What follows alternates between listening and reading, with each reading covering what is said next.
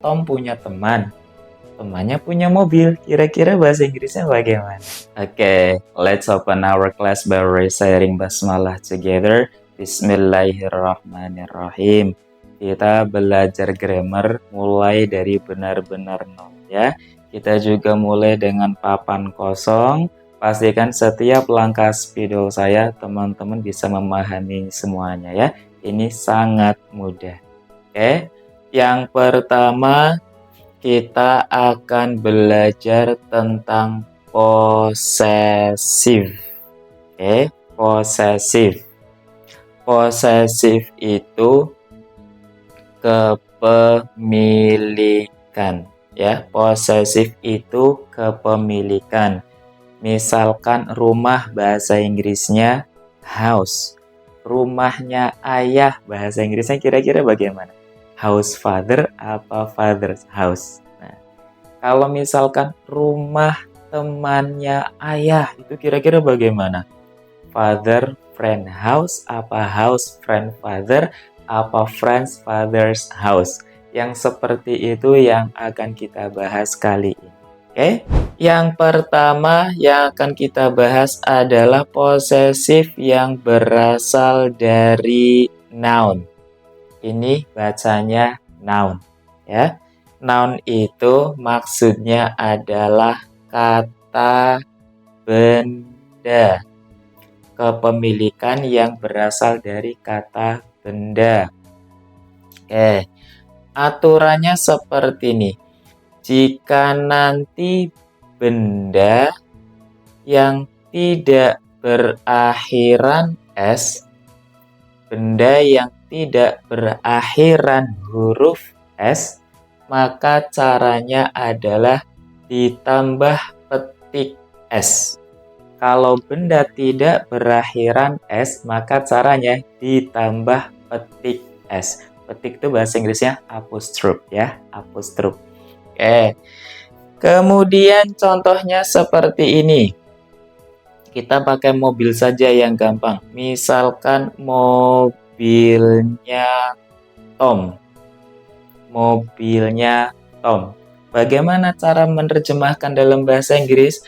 Maka caranya adalah dibalik saja Tom, kita letakkan di depan. Tom seperti ini. Mobil bahasa Inggrisnya apa? Oke, car. Jadinya Tom car.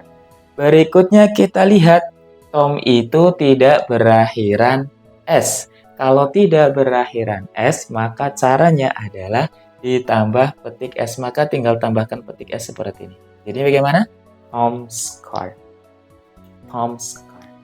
Rumahnya ayah berarti bagaimana? Father's house. Father's house. Gampang banget ya. Oke, yang pertama seperti itu. Kalau contohnya agak panjang, misalkan seperti ini. Mobil temannya Tom. Jadi ceritanya Tom punya teman. Temannya punya mobil. Kira-kira bahasa Inggrisnya bagaimana? Maka caranya sama. Dibalik saja. Tomnya letakkan di depan. Tom bahasa Inggrisnya apa? Tetap ya, kalau nama orang tetap Tom. Tapi orang sebelumnya Tom. Kita kan ya Tom gitu ya, orang sana Tom. Jadi bagaimana? Tom. Teman bahasa Inggrisnya friend. Kalau mobil bahasa Inggrisnya car. Kita lihat temannya Tom. Tom itu tidak berakhiran S, maka tambahkan petik S. Tom's friend. Mobilnya teman berarti bahasa Inggrisnya friend's car. Jadinya Tom's friend's car. Itu yang pertama. Ulangi lagi ya. Kalau benda tidak berakhiran S, maka caranya ditambah petik S. Clear semuanya? Oke, kita lanjut.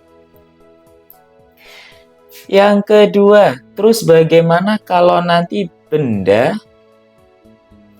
berakhiran? Benda berakhiran S tapi yang asli. Karena S ada yang asli, ada S penanda jamak ya. Kalau S yang asli, maka teman-teman tinggal tambah petik boleh boleh juga petik S. Jadi ada dua cara ya, dipetik saja boleh, dikasih petik S juga boleh. Misalkan seperti ini. Contohnya, mobilnya Anas. Anas kan berakhiran S ya. S-nya S asli, bukan S penanda jamak. Kalau penanda jamak tuh seperti ini. Buku bahasa Inggrisnya book. Kalau jamaknya books. Itu namanya S penanda jamak. Guru itu teacher. Kalau jamaknya teachers. Itu namanya S penanda jamak. Kalau ini S asli, bukan penanda jamak. Anas, apalagi Agnes misalkan ya. Agnes, Anis ya. Nah, yang seperti itu S asli. Maka untuk mengungkapkan mobilnya Anas, bahasa Inggrisnya dia seperti ini. Anasnya letakkan di depan. Anas. Mobil bahasa Inggrisnya car. Kalau S-nya asli, maka nanti boleh ditulis seperti ini saja. Anas car. Atau boleh juga kita menggunakan petik S. Anas petik S car. Nah, caranya seperti ini. Ulangi lagi ya. Kalau benda tidak berakhiran S, maka caranya petik S. Tapi kalau benda berakhiran S asli, boleh petik, boleh juga petik S. Clear ya? Oke, kita lanjut. Yang ketiga, terus bagaimana kalau benda berakhiran S akan tetapi S-nya penanda jamak. Kayak tadi ya, siswa student. Kalau jamaknya students. Nah, kemudian kalau misalkan buku, book, jamaknya books. Kalau misalkan paman, uncle. Kalau pamannya banyak, uncles ya, ada S-nya. Kalau S-nya penanda jamak, maka cukup petik saja, tidak perlu ditambahkan S. Contohnya seperti ini. Contoh. Misalkan masalah para siswa. Masalah para siswa. Siswa bahasa Inggrisnya student, tapi karena ada kata para berarti siswanya banyak. Kalau banyak maka tinggal tambahkan S. Jadi kalau para siswa bahasa Inggrisnya, oke bagus, student ditambahkan S. Masalah bahasa Inggrisnya, oke bagus, problem ya, problem. Sekarang karena ini ada S penanda jamak, maka caranya hanya petik saja seperti ini. Ulangin lagi. Kalau S asli, maka boleh petik S. Kalau S-nya penanda jamak, itu hanya petik saja. Contoh lagi, misalkan tugas para guru. Guru bahasa Inggrisnya, oke, bagus. Tulisannya seperti ini ya. Bacanya bagaimana ini? Oke, teacher. Teacher. Karena ada kata para berarti gurunya banyak. Teachers. Tugas bahasa Inggrisnya, ini bacanya bagaimana ini? Oke, duty. Duty.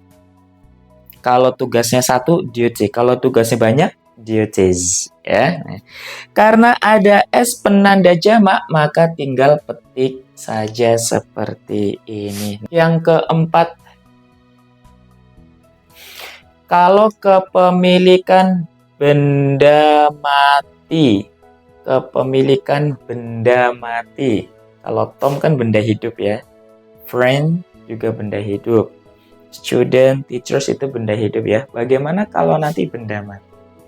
Kalau nanti benda mati untuk tingkat kita pemula yang paling mudah itu tidak perlu menggunakan petik, tidak perlu menggunakan petik S. Cukup dibalik saja. Misalkan seperti ini. Sampulnya buku. Yang punya sampul siapa? buku. Buku kan itu benda mati ya.